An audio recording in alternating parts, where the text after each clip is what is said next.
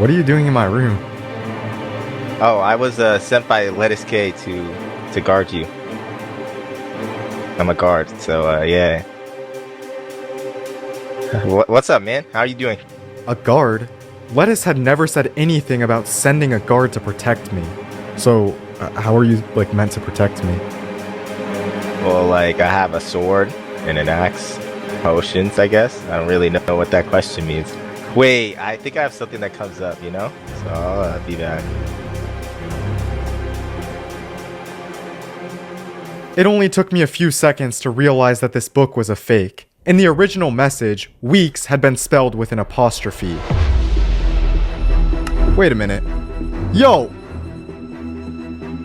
And to my worst fear, the guard had gone completely invisible. And if he managed to make it to the castle, he would definitely hand over the owl's message to Lettuce, which would in turn put the owl in serious danger.